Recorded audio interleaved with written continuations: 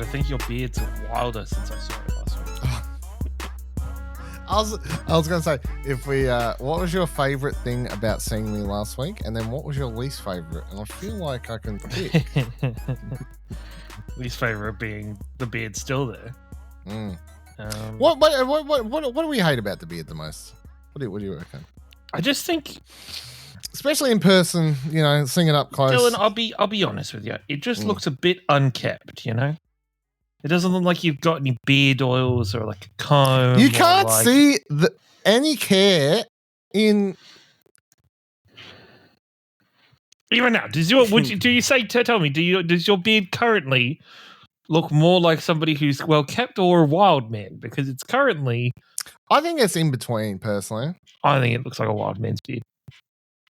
I think I've seen some wild beards, like definitely people who don't zero upkept. I think this is in the middle. Ash, can you get in on this, please? Because I feel like I'm getting bullied. I think it looks fine from the whatever camera quality I'm getting on my internet. Thank you. It just looks like brown ranch. Looks like what? Brown looks ranch. Like just brown, Well, this is the other thing. I went to my parents last night for dinner. Right, walking the door. Hadn't seen them for a couple of weeks. Mum goes, "Oh, it's getting wilder." Yes, thank you. Yes, Queen. Yes, yes, Queen. On it. Yes, 100%. Getting wilder, and then she goes, and there's like, "What do you got there? Brown, a little bit of orange," and then she goes, "And I think you've got some greys in there." I was like, "Cheers, Mum." It's either grey or blonde. Yeah, cheers, Mum. Yeah. Good on you. Good on her. She's just doing the work of the many, I'm standing by. Most people like it. The votes are higher. The thing is, I think it could be positive. I just think you could, Ciaran just thinks you need to put some effort in. Put some effort rather than just let it be. Yeah, I have cleaned up here and here. Get me? No, but the thing is, it's like daily maintenance. It's the hair that's a bit wilder. It's your chin. Yeah, but I want it to like. I'm letting it get as. Yeah, but that's where you've got to look after it. You got to give it a bit of love, a bit of like massage with some oils, just to make it nice and smell good. It gets conditioners. Is it just the same shit you put into your hair? No. It's this other stuff that says it's for beards. And like, don't get me wrong, I do not actually. So it's not dirty. Well, it's not about the dirtiness though. It's just you just got a bit of oil in it. Make it nice. Make it not look like it would be like if you rubbed your face against it. It'd be like a bristle brush. It's pretty soft. Yeah, it doesn't look soft. It looks rougher than it feels. Yeah. Why didn't you feel it when you were together? You should have felt it. If this is such a big worry, like I wouldn't have minded if you'd done it while I was asleep. And this comes from a man that I am like physically incapable of growing anything of like that. Like it's impressive that you can grow that. I just get the gross neck beard, but like it's yeah. I've had a few people at work be like, "I didn't know you had that in you. Like I wouldn't have picked you." Yeah. So. Yeah. I think the number one thing still just seems to be the people like it makes you look older. And I'm happy to have that because before everyone thought I was younger than what I was. So now I'm more mature. I can't remember if I said this last time we talked about my beard, which is apparently every episode of this podcast at this point. But I can't remember. I'm telling the story again if I've already told it. But Asco rep comes in, doesn't realize I'm talking to one of the sales team, comes over, he's like, "Oh man, I didn't recognize you. I thought he was just talking to like some random dude or whatever." And then he goes, "Oh, beard, yeah, nice." He goes, "Yeah, definitely makes you look older. Yeah, I don't mind it. How old are you?" And I'm like, "Oh, well, I'm 33 this year." He goes, "Oh, well, it doesn't make you look older. It just makes you look your age because I thought you was way younger." So I was like, "Okay, I can live with that." Yeah. Okay. Well, that was your least favorite, Ciaran. What was your favorite part of seeing me last week? I don't know if it's a good thing. I don't know if a favorite is the right word, but it's just the classic quirky bullshit stories that happen to me and events that happen to me when I'm in Melbourne or when I'm with one of you chuckle fucks. Okay, fill me in. How did you get to Melbourne? Fucking what did you poorly. finally decide on? Fucking poorly. It was all a fuck. All right. So I drove. Okay. I drove, picked up Dylan from the airport. And this, my friend, is where the weekend. Wait, in York? The in same my ute. car, or you? In my or ute. you swap No, the car? in the Work ute. No, I didn't swap the ute. I took the work ute. Took the work ute. Because I calculated, I did some I don't want to say I did some research because then that goes completely out the window in the next section of the story. I feel like it's worth pointing out the reason you chose to drive is based on something that, like, it was based on the money it would cost to. Yes, 100%. Yes. And so I was like, fuck it. All right, drive. Look up, yes, the hotel's got a particular car park that you have to use. Cool, sweet. Put that into my Google. Google's like, yes, I can give you the directions. Sweet. All right. Pick up Dylan. We're driving. We're having a good time. We're not having a good time, though. I want to note first, to set off the weekend, the weirdest thing I've never happened. I've flown enough times in my life at this point. I'm standing there at a baggage conveyor belt. I look behind me, Kieran's sitting there. I'm like, yep, I'm just waiting for my bag. I'm standing there. The next second over the PA, they're like, so-and-so, flights from Launceston, your bags are now going to this other conveyor belt. So then the whole crowd shifts across. It was the weirdest fucking thing. And then we go stand in the other conveyor belt, and then they do another message. They're like, so-and-so all used, and now number 3. So the people who were standing there then go to they switched them for some reason. Very fucking weird. But anyway. Very weird. Could have been a crumb. Could have been a mess. So we drive, Melbourne Airport to Melbourne isn't the worst drive. It's a pretty easy drive. Except for somehow during our drive, we copped every single red light. And I'm not talking about a couple. I'm talking about all of them. Every single one of them. And we were like, well, fuck. We've got the car park in the GPS. We're going there. That's fine. That's fine. Quickly realize GPS has no fucking clue where this car park is. It is driving us in the. So we're like, all right, fuck it, whatever. We will switch GPS. I'll restart the GPS or whatever we did. I can't remember if we went to Dylan's GPS or we just restarted mine. We did something, and I was like, this looks right. We switched after you went down a certain street. No. We switched before that. Did we? Okay. We switched before that. We then turned down a street. And we're following a Mercedes, who I think is I don't know, Mercedes or another one of those kind of car brands with the license plate that was like I love Bob or something. Yeah. I can't remember who the I love. Promoting Thunderbolts. Yeah. I love Bob or Steve or Simon or whoever. Yeah. And follow them, and they're clearly also very lost. Turn down the street. People in Melbourne, you'll all know this. There is one particular street in Melbourne, in the CBD, that about a quarter of the way down of it goes, hey, cars, you can't go any further. This is trams only. Mm. In front of me, we turn down the car park. The GPS is like, yeah, the car park's on the left. And then this person in front of me stops and swings to one side very weirdly. And I'm like, what the fuck? All right, go round them. Realize in that instance, this is that street. Mm. We are in that street. Mm. We're at the end of that street. We're at the end of that street. It is very narrow. There is a tram coming behind us. This other car is also trying to do a U-turn. I'm trying to do a U-turn in this big-ass, ungainly fucking ute. There's a couple, I know you was probably paying more attention to trying to do a 16-point turn, but there were several pedestrians on the road just staring at us. Fucking idiots. Yeah, country fucks. And I'm like, yeah. It comes with it. You're in a big ute. I could just be like, yeah, I'm a country fuck. Sorry. We do that. Eventually, we get our shit together. Well, I think I get my shit together. We want to fix it properly. Get the GPS on track again. Cool. Sweet. We get to it. Pull up. It goes, take the next right. And then your car park will be on the left. Beautiful. Lovely. Excellent. Perfect.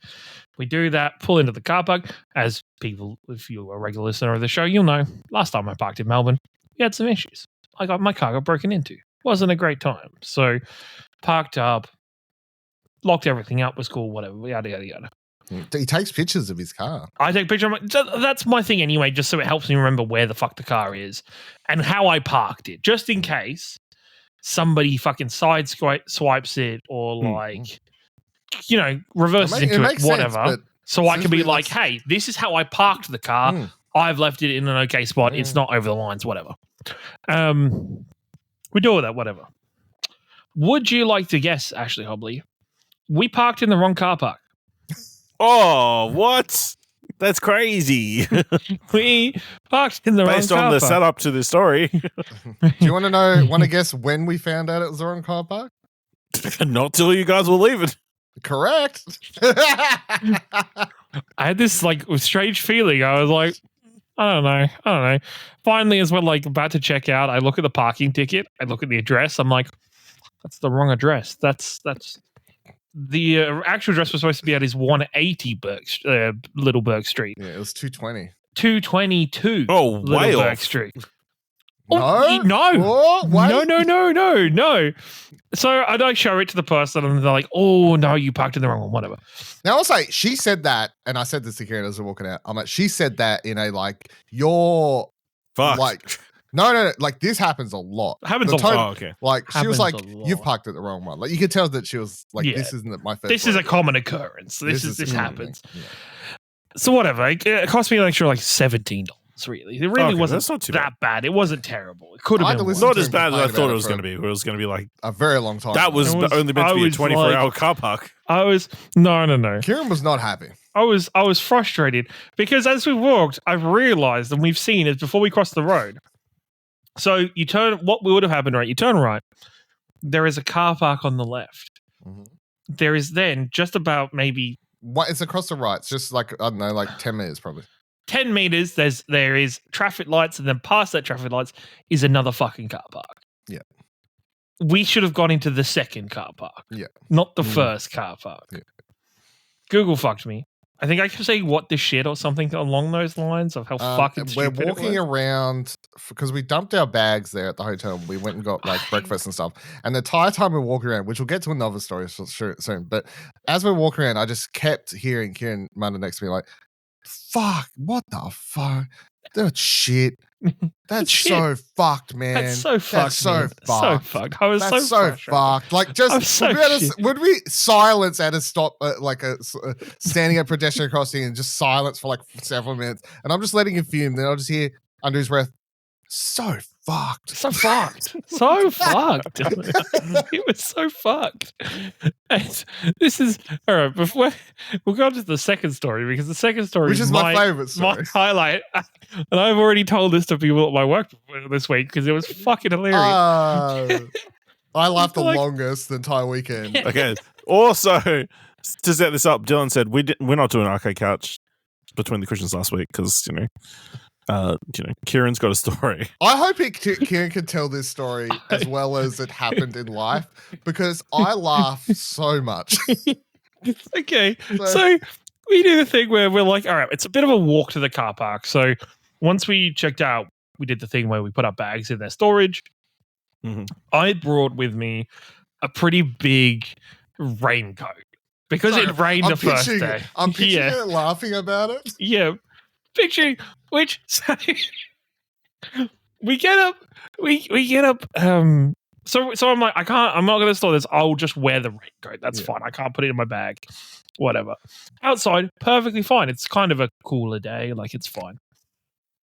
We go into the nearby shopping mall. Melbourne Central, we go to. We go to Melbourne Central. We start walking around there. And it's a bit hot. Probably a bit overkill, right? Bit overkill in this jacket. Dylan and me. He's stressed. I'm stressing as well. I'm pissed off about this car situation. It's a whole thing. Which I think is part of it, to be honest. 100% part of it. 100% part of it. And then before, we were going to get some food before we went to Rod Laver and I paid for my car park. But we're like, Chemist Warehouse. I need something. Dylan needs to grab something. So I went into Chemist Warehouse. Picked up the thing. I was just a bottle of deodorant for me, and I was like, went to the counter, went to pay for it. I was like, I've paid. I talked to the exact same person he's about to talk to. I had a very normal interaction. I'm waiting outside. I'm standing outside the shop. This lady, not maybe that much younger, or I think she's either around my age. She's not that old. She looked about our age. Yeah. About our age, right? Yeah. She looks at me and she goes, "Oh, is it very cold outside?" And I was like, no. And there's me, socially awkward as fuck, immediately clocking what she's asking. I'm like, "Oh, the jacket, it's cold, but not that cold. But I've just checked out of my hotel, so I'm just wearing it because I don't want to put blah, blah, blah." All right. And then, moment, beat, very sweaty. This woman, straight face, looks at me and just says, "Very sweaty." Yeah. And I was a bit sweaty. Let's be honest, right? I was a wee bit sweaty. And that was kind of the end of the interaction. What, you didn't say that's what the deodorant's for? No. No. I was just like, yeah. It's like, I'm standing outside and I look up and I see Ciaran doing like a weird, he's coming out, his face looks weird. And I'm like I can tell something's weird's happened. And he just comes out and he just, as he tells me, he's like, "That lady just said I'm very sweaty." I just lost it. Like, what the fuck? Why do people feel like, okay to say this? I was like, she just took my money, but like, why do people feel okay saying this shit to me? Fucking wild. It was very funny. I can't, just the straight forth of sweaty, very sweaty. Yeah. There's also the third part of last weekend that I'm going to rant about because I'm the person that was probably most displeased with this thing. I just want to say the other part of that story to wrap it up, which we tied in later, was later that day when I went to buy chips at the Rod Laver Arena place. I go in, I get stuck in this conversation with this girl there. She's like talking about how great my jacket is and she likes the Pokemon thing on it. We may have been flirting. I have no idea. But then we're doing that backwards and forth. I come out and Ciaran's like, "Was that lady just like complimenting you on your jacket and stuff?" I'm like, "Yeah, I was just talking about that." He's like, "I get very sweaty. You fucking talk about your jacket." I completely forgot about that section. Yeah. So like, what the fuck? That's so fucking dumb. He's like, "That's the best example of how different our lives are." Fucking. But then, all right. Let me rant a little bit. Let me get annoyed here a little bit over something, right? So you're not annoyed already? No. Because this thing literally, this was like was this first day? This must have been the first day, right? First day of IEM.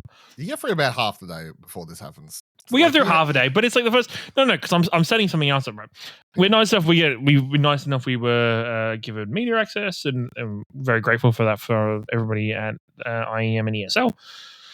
And as we as we're coming into this actual stadium, this really nice lady, our savior, our queen, our god, she goes, "Hey, you've got a special section over here. Come sit down over here. That's perfect. That's just for you guys and for credentialed people." And for maybe the first match, she was doing God's work of trying to keep other people out of this section, of like trying to move everybody else on, the general public on, like trying to be awkward, and also we were being used as the poster boys. She kept pointing to us and being like, those lanyards that these guys have. People were right in front of us, and she literally picked up my lanyard and went, "You need this." So whatever. She was doing it. Eventually, she gave up. She lost the war. She lost the war very quickly, and that was the last. Yeah, and that was the last time. People just kept coming and sitting down. Lost the war of attrition. We have. All right, so where this section was is on the very front to the very side. So probably not the best viewing experience. And we had like good view of like the players and like good view of the atmosphere and whatever. We have a certain group of fans for one particular team sit in front of us. And go the Mongols. And the list of things they did that was just absolutely infuriating drove me fucking wild. Yeah. I could tell Ciaran was not having a good time after a certain point of this day. And I could tell that by the time we got to the end of the day and he was like, let's go. I'm like, as we're walking out, I'm like, I could feel the tension have built up. Oh, I was so frustrated. My biggest pet peeve was like, for IEM and for this, DHL gives out these like signs that people can make signs on, write things on, and hold up. The group of fans in front of us and me, the moment anything kind of good would happen in the round, they would immediately raise and hold their signs up and just block the entire view of what the fuck was going on for the rest of the round until they decided to put it down. Then I'm just like, what the fuck? Don't block people's view of the event. Don't do that. And these people were trying so hard to get seen. Because you could win stuff. Was the yes, you could win stuff if you were seen with these signs. And these people were all trying so fucking hard to be seen with their signs, but none of them had clocked onto the fact, because of the section we were sitting in, cameras weren't coming over to us because they weren't set up, because we were supposed to be the credentialed area, the media area. So cameras didn't, but like they would be like trying their fucking utmost to get seen. Like they were trying so fucking hard at every possible moment. And I was just like, it was very much just not ruining the view, but like it was just making it frustrating. And just them combined with then like stuff like Dylan's one was they were clapping out of sync with the rest of the crowd. So they'd be trying to join in with the chant, but then like be completely out of sync. And you'd be like, brother, just fucking hold up for a second. Just join in. Again, Kieran's like whispering next to me, who's fucking clapping tune. I just don't. Maybe it's just a personal frustration of anything. It's just people not having self-awareness for how they are affecting other people's experience around them. And maybe that is part of my social anxiety and my social awkwardness, is I'm fucking hyper aware of people. And this leads back to, all the other stories we've had where I am super aware of people getting pissed off, or like super aware of, and then the footy's a bit different because you rile people up and you be a smart ass and whatever. But yeah, I'm just, so maybe it's just me. It's I don't know, it's just a general thing. And then it was fun to see their team get stomped. The best one was the changing of the song, the lyrics, which we kept for the next 2 days. So. They did the classic, like the chain, and it's a classic chain across sport in general. Is like the "Hey baby," but these people kept singing at the end of "No, if you be my love." Even though. And what was the actual? If you be my girl. Oh, it was. They were using the correct lyrics. We use everybody else. No. There's no love. No. What I'm saying is the crowd was using the crowd saying it right. I thought they were filling it in with something else. No. But what makes it worse is, again, he was out of this main guy next to us, out of sync. So it would be like, oh, and would hear "Be my girl" for the whole crowd in sync, and then "Love." Be my love.